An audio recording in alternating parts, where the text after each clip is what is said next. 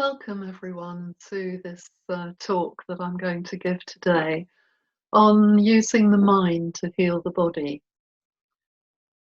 We're going to be exploring some helpful practices that strengthen the healing connection between the mind and body. But before I start, I'll just maybe tell you a little bit about myself. My name is Jan Alcoe, and I have a background in psychology and social services, but most of my career I've spent writing and developing and publishing training materials for health and social care staff. And it was a strange coincidence of that background that I came into the Janki Foundation for Spirituality in Healthcare about 20 years ago, when a group were working on a facilitated program to help healthcare practitioners protect themselves against burnout and stress, called Values in Healthcare, a Spiritual Approach. And I spent several years with that group designing and publishing the program. And we were just on the cusp of launching that program and doing some training facilitator events when I had a shock diagnosis of cancer, and I found myself facing some rather difficult and challenging treatment. The program Values in Healthcare had a strong thread of not only spirituality but self-care as a way of really boosting resilience. And it utilised, and still does because people are still using it all over the world, spiritual tools like meditation and reflection and listening in that process. And while I was ill and going through my treatment, I found myself using these spiritual tools for my own healing. And in particular, addressing and managing some of the quite possibly severe side effects of the treatment. When I successfully finished that treatment, and I have to say that the side effects were surprisingly much less than I was led to believe, I went on to write a self-help guide for the Janki Foundation called Lifting Your Spirits, 7 Tools for Coping with Illness. And after some time, also another self-help guide for people who weren't necessarily ill, but wanted to utilise a spiritual approach and use the resources within their minds to boost their well-being. And that guide was called Heart of Wellbeing, 7 Tools for Surviving and Thriving. At the same time, I trained in clinical hypnotherapy because I could see a lot of parallels in using the power of your mind in a therapeutic way.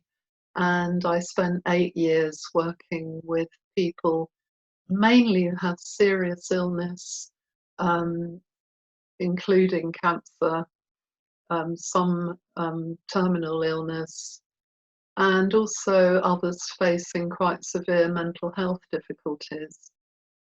And that training gave me a whole other dimension of awareness of the powers that we have within our mind to facilitate our own healing.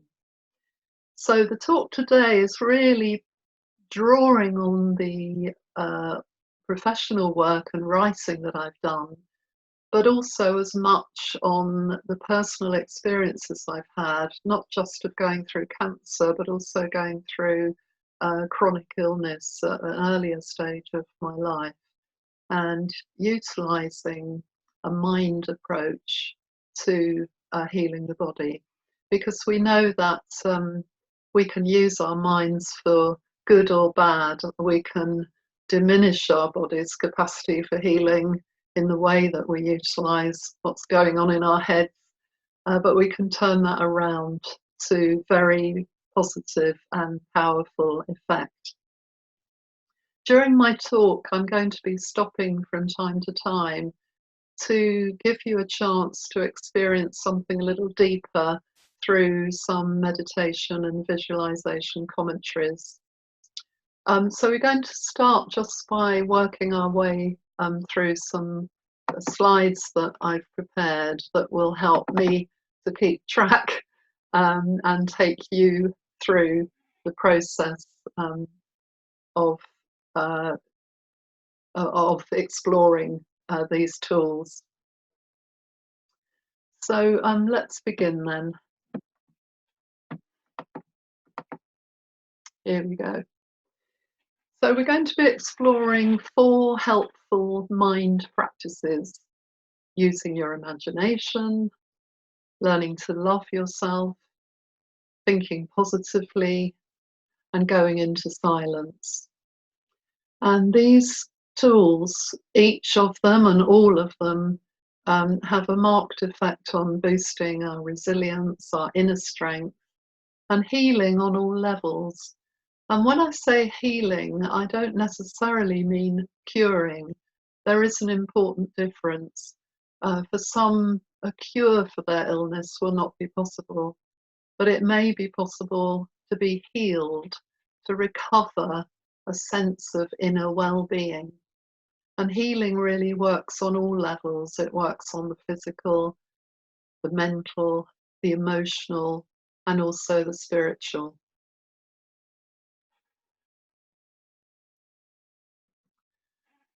So before we start exploring those tools, I want to talk about our nervous system, because it's something very important that we all need to take account of in looking after our physical health.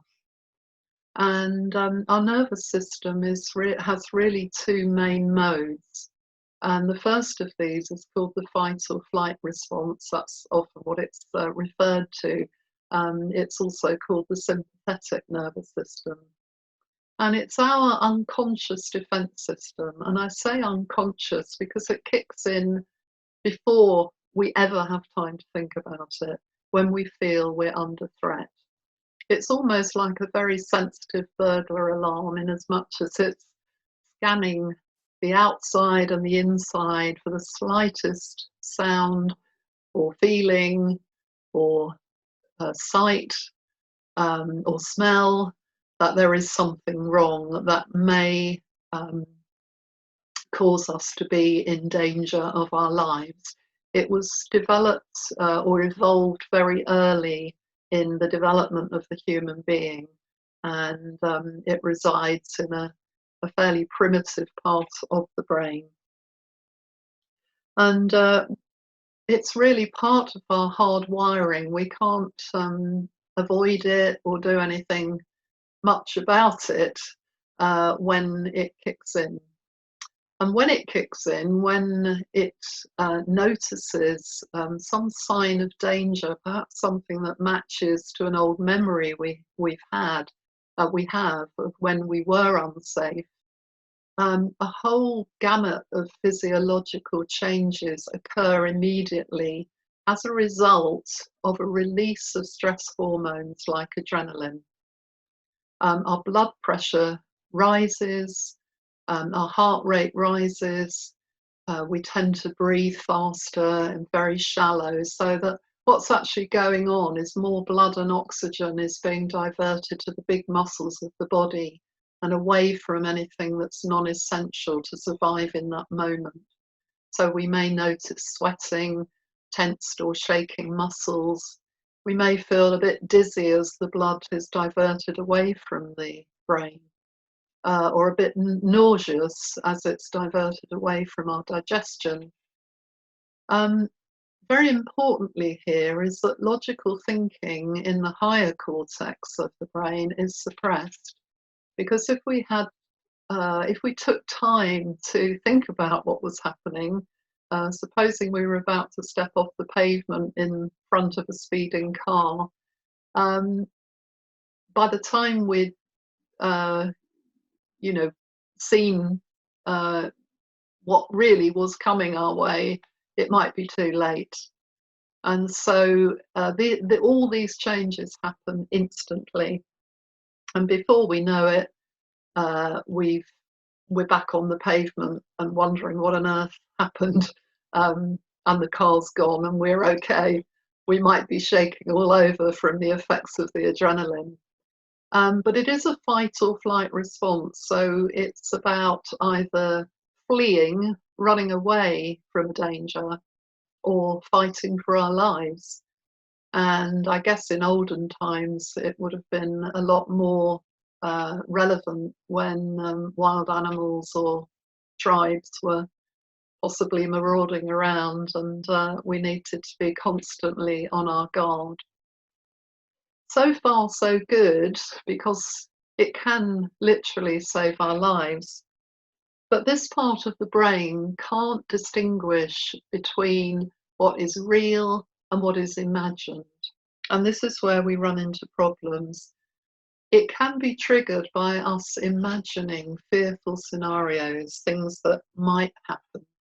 It can be triggered by bad things that have happened to us in the past, and that's where post-traumatic stress and flashbacks can come into play. So when we worry about our health, we get a little niggle somewhere or a little pain, and our mind takes us straight to an awful scenario that we've got some serious illness and we're going to die.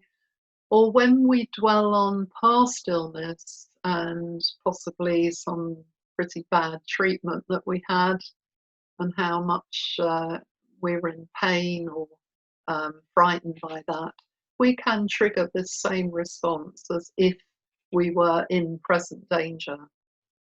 And that underpins quite a few types of illness that we might fall into.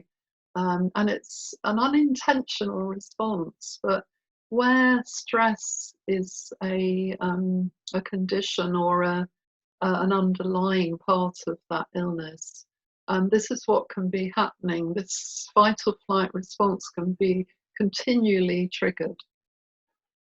And it can lead to long-term stress. It can lead to the release of stress hormones like cortisol, which are quite bad for our health longer term. When we're worried or we're fearful or we're anxious about our health, our systems will continue to be flooded by these stress hormones. And they will suppress any non-essential functions that aren't necessary to survival in that moment. So things like good digestion, good sleep, a robust immune system, all of those things will be impaired longer term if we continually allow this response to be triggered. Because we're preparing to go into battle with some unseen enemy. It can also lead to mental health difficulties because, as I've mentioned, it suppresses logical thinking. We go into very black or white thinking, and that can be at the heart of depression when we really can't see the possibilities, the better possibilities anymore. So we may find that we become depressed. It can trigger panic attacks or lead to generalized anxiety. So let's have a look at the other side of the nervous system, two modes, the relaxation response, sometimes called the parasympathetic nervous system. Now, we can't be in both of these modes together, so they're mutually exclusive. So if the relaxation response is the dominant mode, then the fight or flight response is completely inactive, and vice versa. Now, the relaxation response is characterized by lower blood pressure, slower heart rate, slower, deeper breathing. Functions like digestion and sleep and the immune system are boosted, and our capacity to think clearly, to think strategically, to make good choices and decisions.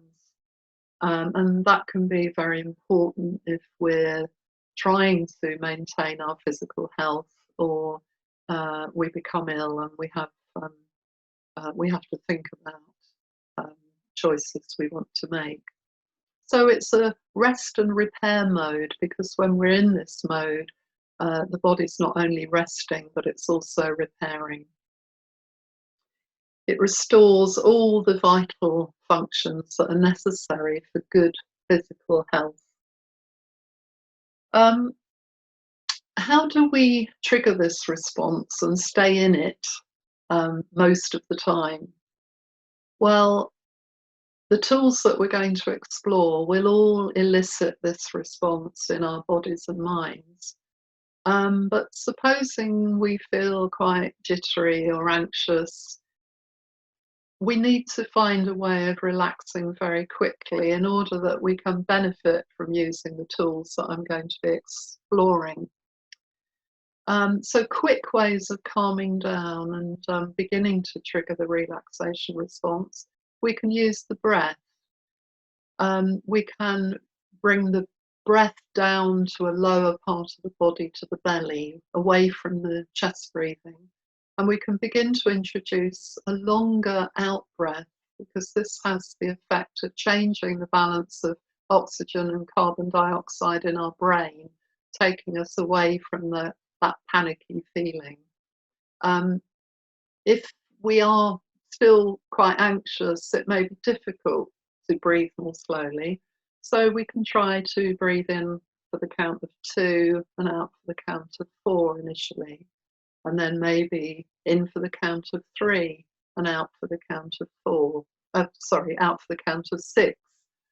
So double the length. And breathing through your nose is a way of calming as well. So if you're able to, it's better to do that. Maybe eventually moving to breathing in for 4 and out for a count of 8. And if we do that mindfully, if we just pay attention to the breath and keep coming back to the breath and away from our busy or anxious thoughts, we will really start to calm down. Body relax is another simple way of beginning to go into this rest mode. One of the simplest body relaxes is to alternatively tense and relax groups of muscles, maybe starting with the feet, tensing them up for a few seconds, then relaxing them, and working up through the legs and the rest of the body, arms and hands, and eventually face. Again, if we do that mindfully, if we pay attention to each part of the body, accept what's there, any uncomfortable sensations, we can really benefit from this practice.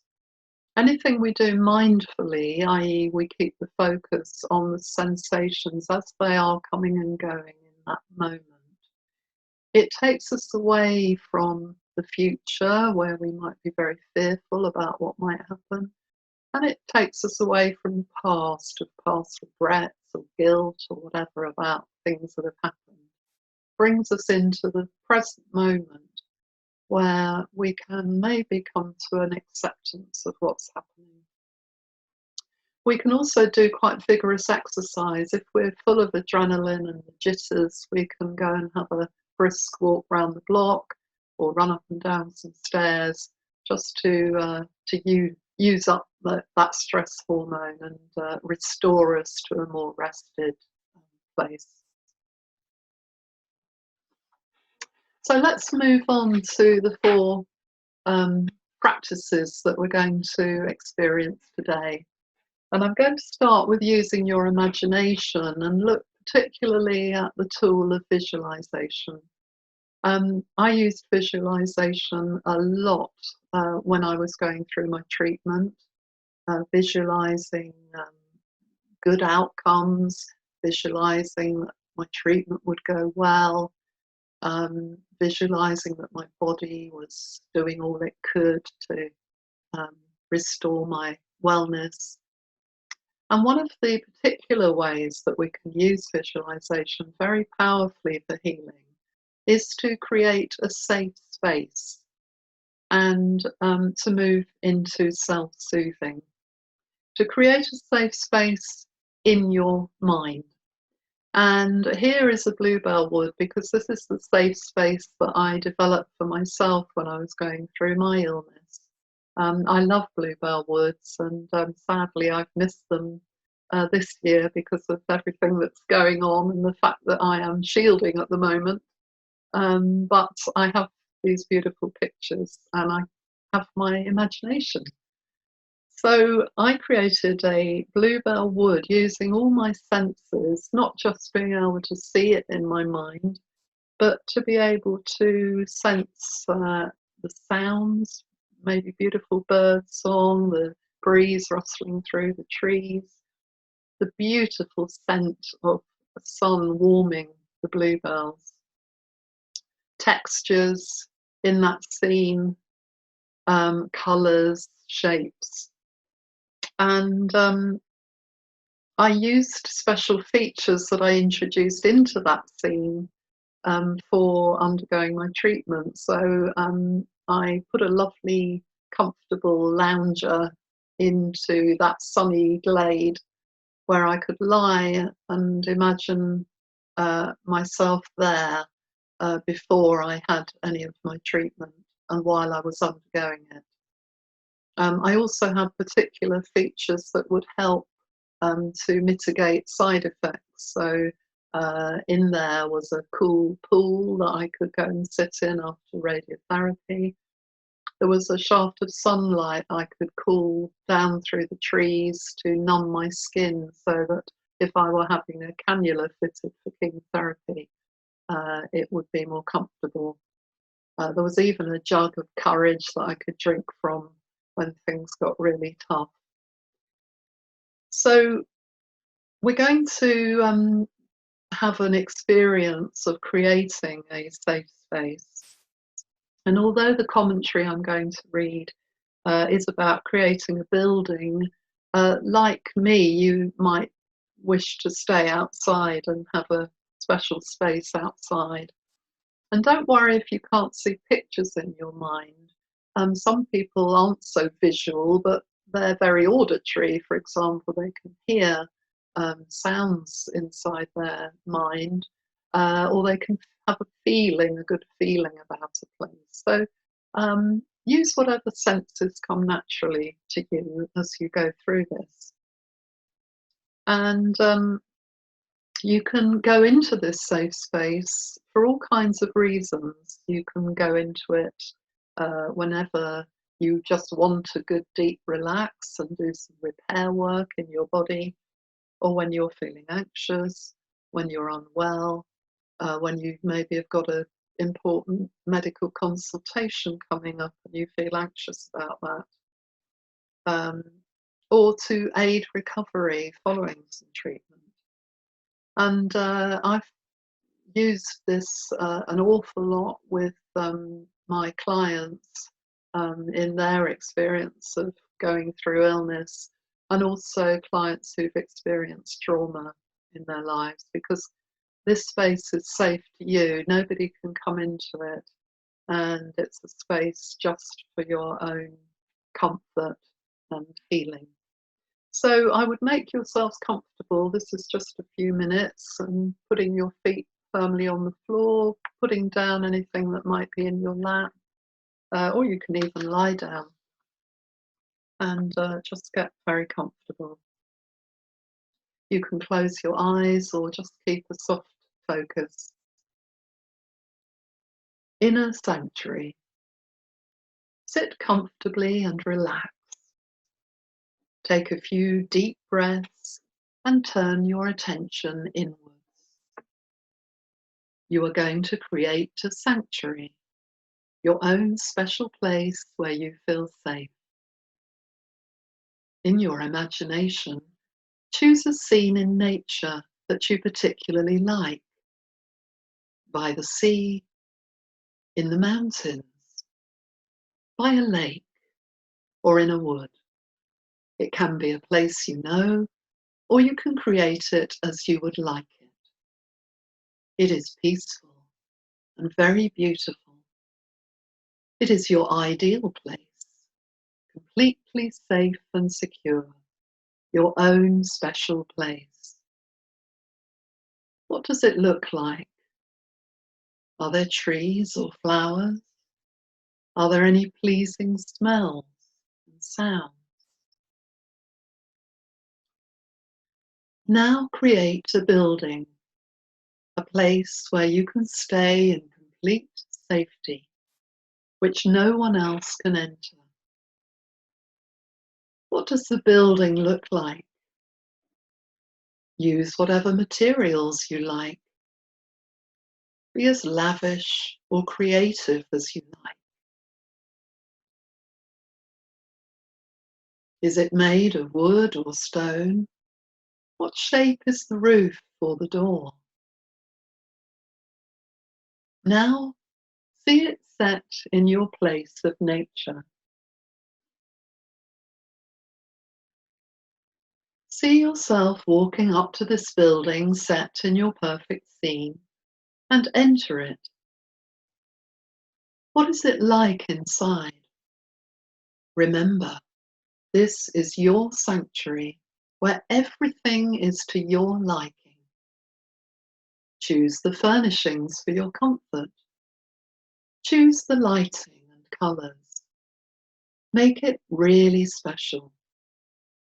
Make it a place where you really feel at home, where you feel peaceful and positive about yourself and the world. Your sanctuary has a special atmosphere that seems to wash over you and make you feel good from the inside. Really bask in that atmosphere for a few moments.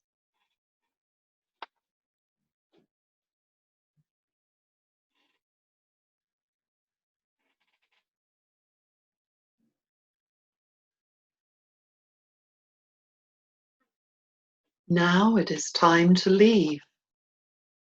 What is it like to walk away knowing that you can have a last look around and take in the feeling of familiarity and happiness as you step out through the door and admire the view and the perfect setting of your house? Breathe that in and feel a sense of contentment. You are leaving only temporarily, as it is the place you can revisit any time to rest, to heal. And now, in your own time, come slowly back to the room, deepen your breathing, become aware of your chair and your feet on the floor. Open your eyes, rub your hands together, and have a good stretch.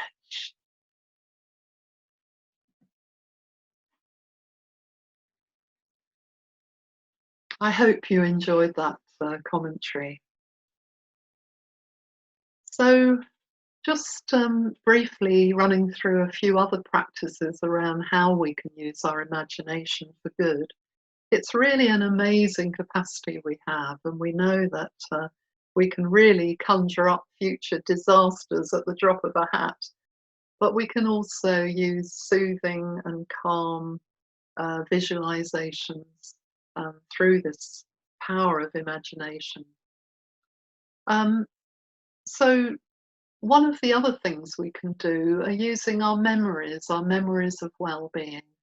Remember a time when you felt full of well-being, because your mind doesn't discriminate necessarily between the past or the future or the present.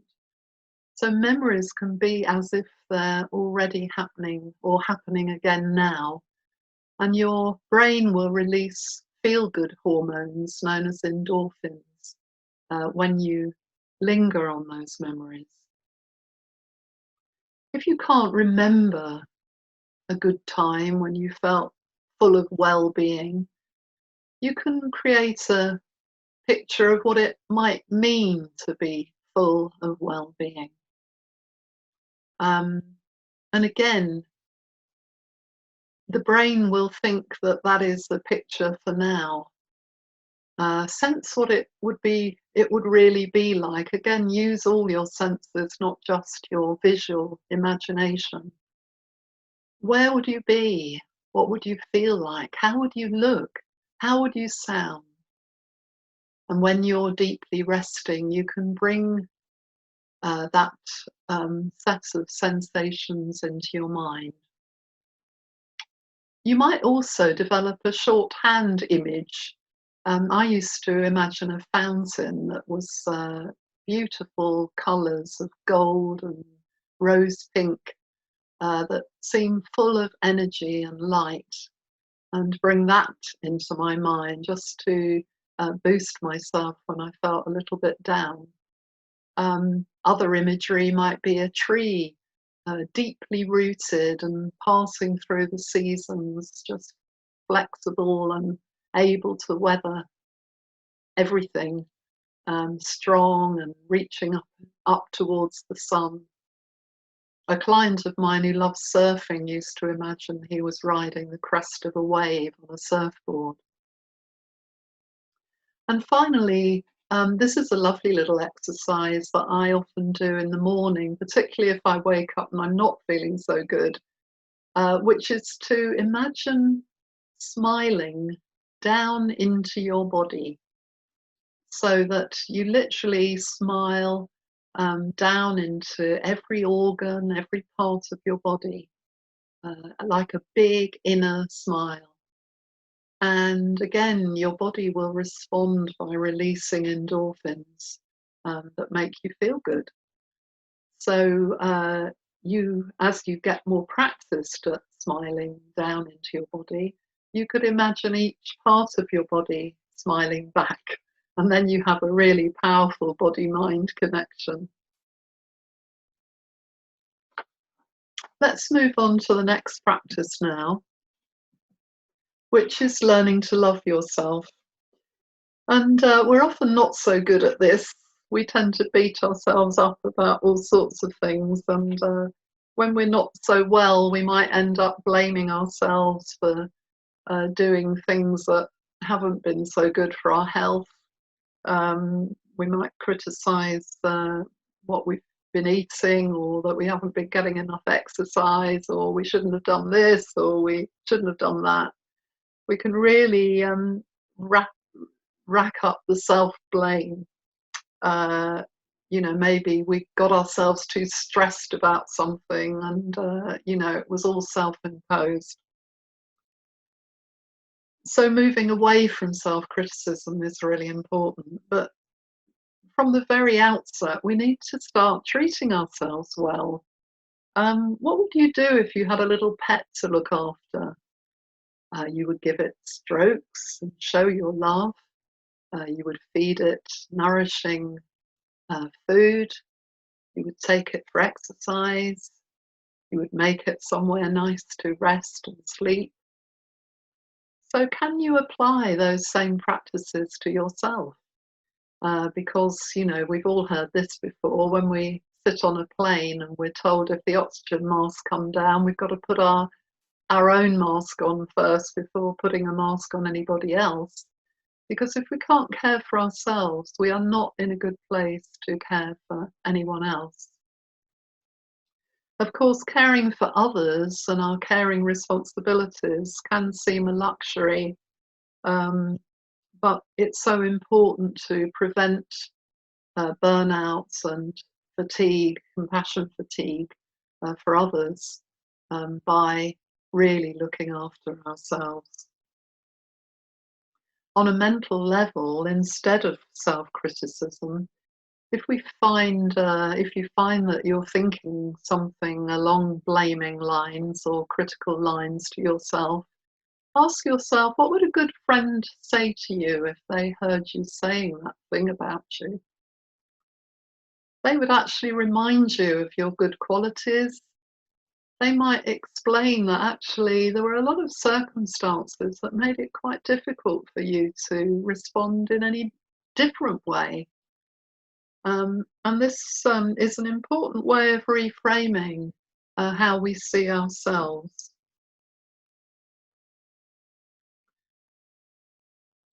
The last practice here is to imagine a compassionate friend, because sometimes it is difficult to be compassionate towards ourselves. So, thinking about, has someone been kind to us lately? What did they say to us? What was their tone of voice? How did they look? What did they do?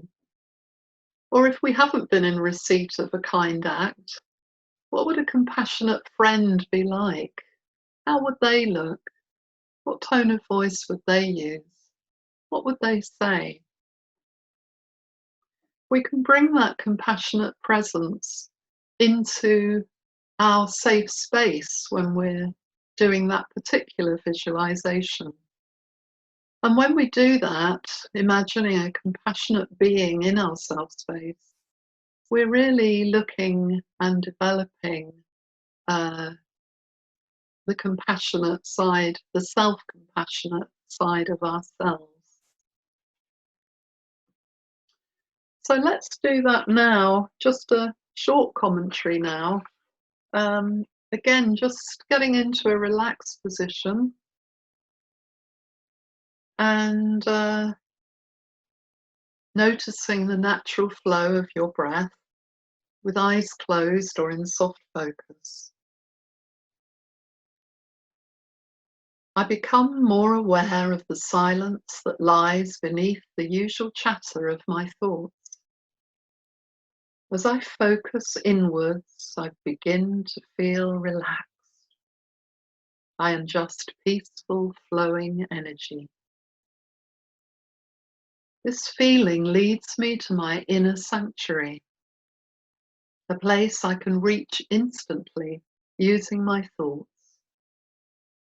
And as I become comfortable inside that space, I may become aware of a tranquil presence, a compassionate, loving presence that is filling me with love and giving me strength. I come to know this energy as my friend, a constant source of comfort and strength in an ever-changing world. This energy, this compassionate friend, this being radiates peace, love for me, and kindness, like the sun which provides constant light and warmth. I enjoy basking in these feelings. I know I can express any fear, ask questions, and seek comfort. It's like coming back into a safe and reassuring place, a place where I can be my true self in the company of a peaceful and energizing presence. Slowly I return, like a feather floating gently to the ground.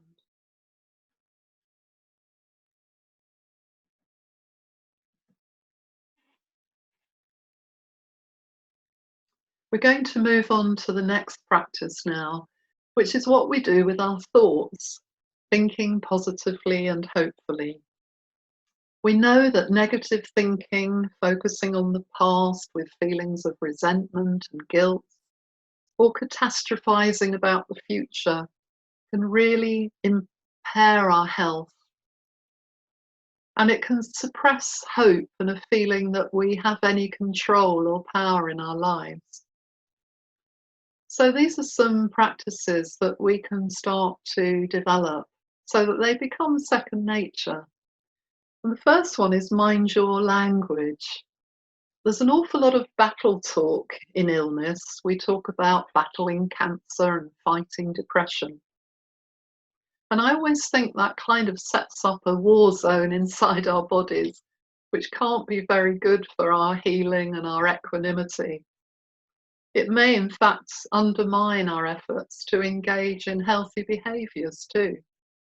And it can certainly trigger that fight or flight response. So, paying attention to the language we use and to the language of others that we may not want to be near can help us to move away from that habit of using negative or destructive language. There's actually research been done on this in the cancer field that does show using that kind of battle language can have a negative effect on treatment outcomes.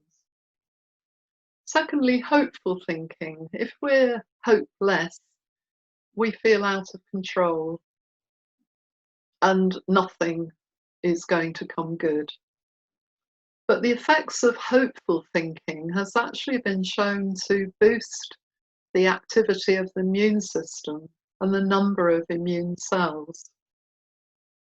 How do we do this? Well, we can practice using positive affirmations, like every day I'm getting a little stronger, or I can overcome any difficulties with my determination and goodwill. The important thing is to put these in the present tense as if we're already doing those things now and feeling those things now. Not, I will get a little bit better, but I am getting a little bit better. And that helps us to counter a feeling that there is nothing positive we can do.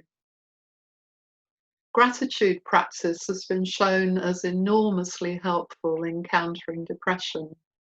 And there's a lovely simple exercise here where we can just, in our minds at the end of every day, think of all the things that we're grateful for that have happened in that day. And they can be really small things like the sun coming out, or some nice rain on the garden, or a lovely cup of coffee.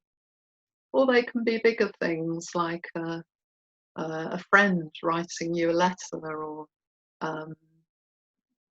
knowing that having a good outcome fed back to you about some treatment you're having.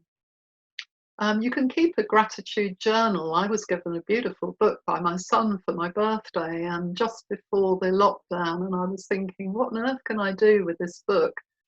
And then I thought it would make a lovely gratitude journal. So the first thing I do when I get into bed is to write down all the things that I'm grateful for in that day, and it sends me into a very nice, restful sleep.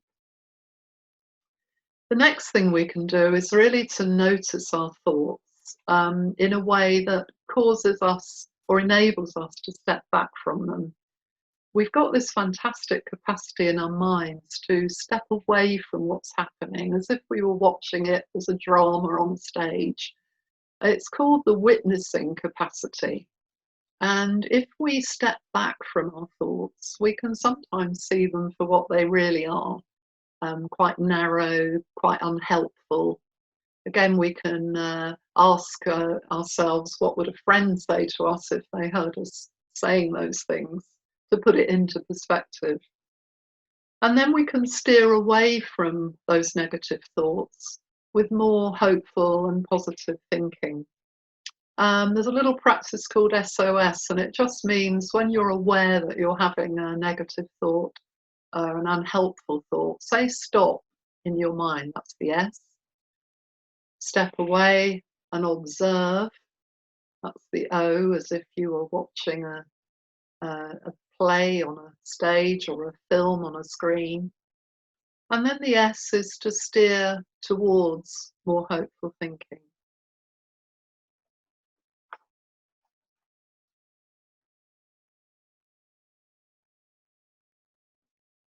So moving on then, this is the final practice I'd like to explore. And it's about getting in touch with the whole you, because you need all the resources within you to keep yourself well, and particularly if you need to heal, it's important to get in touch with who you really are, your authentic being. Um, we've all got inner qualities, values that we live by, things that are important to ourselves. But it's often a case that when we're out and about in the big world, we're playing all sorts of different roles and living up to the expectations of others. And those roles don't necessarily involve us in bringing all of those qualities to the fore. We might be a member of staff somewhere, we might be a mum, we might be a sister, a father, um, we might be a member of a club, and we may even dress according to that role. It's almost like we wear a costume, and that costume doesn't necessarily reflect all the beauty and the qualities within. So, taking time to consider what are your inner resources that you can draw on in times of difficulty, and to use what is good in your life, to use your strengths, which we know is a way to contentment, to actively be using your strengths in the world, is an important thing to do. How do we get in touch with who we really are, our authentic being, if you like? One of the really nice ways to do this is to practice, to get it absorbed in creative pursuits. And by creative pursuits, I don't mean necessarily art, although for me that's a wonderful hobby. It doesn't have to be artistic, it can be gardening or cooking a lovely meal or arranging some flowers. We can do anything creatively. But what tends to happen when we get absorbed in creative pursuits is that we bypass our thinking brain, our logical thinking brain. We somehow access something within ourselves that is far more who we are. I find that when I'm painting a picture, I just don't think for 3 hours. And for somebody with an incredibly busy brain, that always astounds me.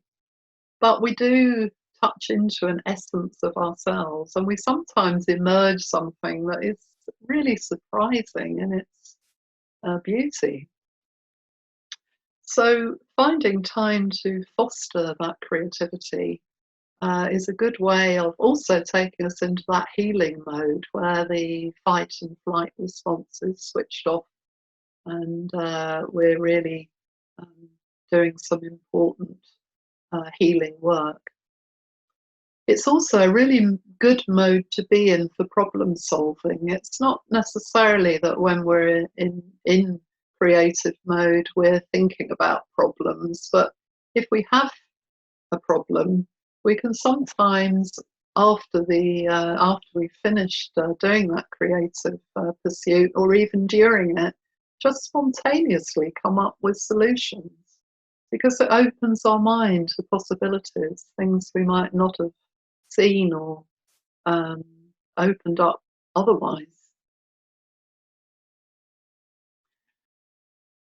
So connecting inwards is really important. And I'm going to come on to a final meditation on going into silence in a moment. But also connecting with something beyond yourself, bigger than yourself, to take you out of just that little me into a mode that sometimes can be so much more altruistic as well and less defensive. We can connect with nature, and that's a lovely practice to just go into nature and to connect with the beauty and the stillness of nature. We can connect with a universal energy that we can sense around us, or a community. It could be a religious community, but it might be any kind of community around a shared set of interests and values. We can also connect to the divine, to a source that we can refer to in our practice and maybe through prayer. And all of these practices help us to discover our wholeness, and that is an essentially healing mode to be in.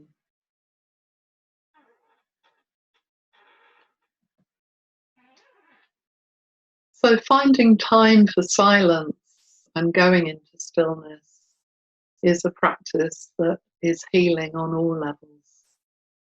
This is an amazing sunset in Brighton in the UK that was outside my window once when I was going through my cancer treatment.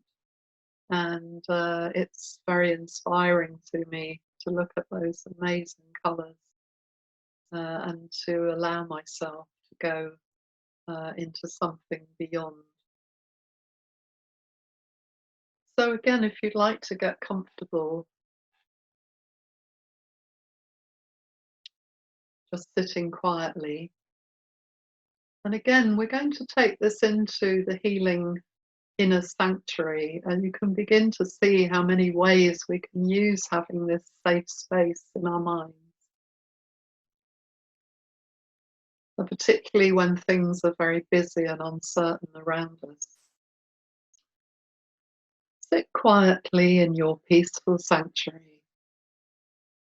Just take in the soothing atmosphere. Relax and allow the concerns of the day to slip away. As your thoughts begin to slow down, they seem to come and go like a soft breeze, and you feel a growing sense of calm.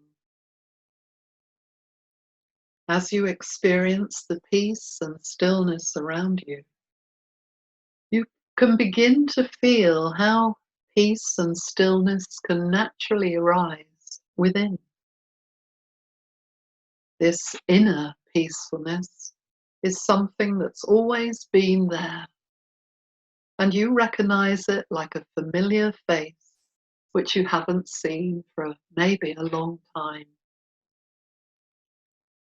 And perhaps you can imagine the way the light changes outside as time passes by in this peaceful space. How the sun starts high in the sky, shining with a quiet clarity on everything it touches. And how later, as it begins to dip, the scene becomes tinged with a comforting rosy glow. And then, as evening comes, a soft blanket of velvety indigo creeps into view, and a single star appears high above, like a sparkling, guiding light. As you sit and watch this star of peace, you can fully settle into the stillness and begin to put your experience into words. Everything is in balance within myself and with everything around me. As I experience this peaceful place and feel peaceful myself, I am aware of a feeling of being cared for, of being loved. It is a warm, healing feeling that surrounds me and fills every cell in my body. It is as though I am being recharged, being healed. I feel a deep glow of contentment and peacefulness. I absorb this healing energy so that it fills me up to overflowing, a fountain of well-being. In this state of inner peace, I can begin to feel connected to myself and also to others, to those close to me and to those further away, and then to all living beings. I feel connected to the source of everything. I know that I am very much part of this whole. I know that I belong. I sit in this peaceful place I absorb the atmosphere. I feel calm, stable, content, fulfilled. I feel loved and cared for. And I now know that I can practice using the power of my mind for healing at all levels: physical, emotional, mental, and spiritual. This is a place I can return to any time to experience stillness, to recharge and discover my own inner peace.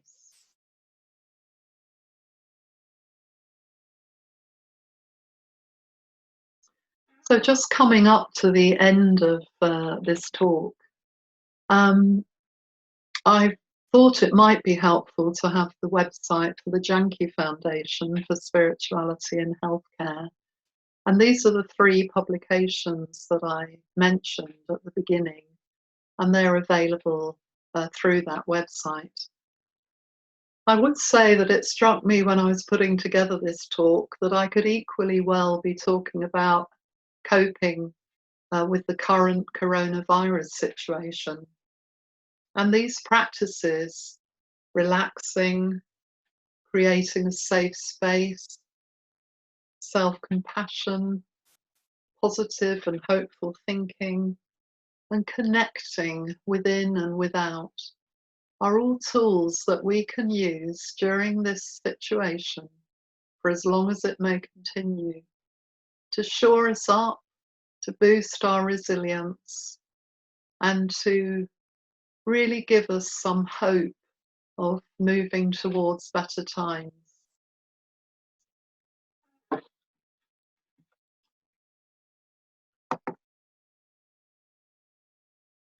So finally, I know I need to mention the next week's talk, but I'd like to thank you very much for your attention. I hope you've enjoyed some of the content and will find some of the practices really helpful for your own healing and maybe for managing in challenging times. Next week, there's an invitation to viewers.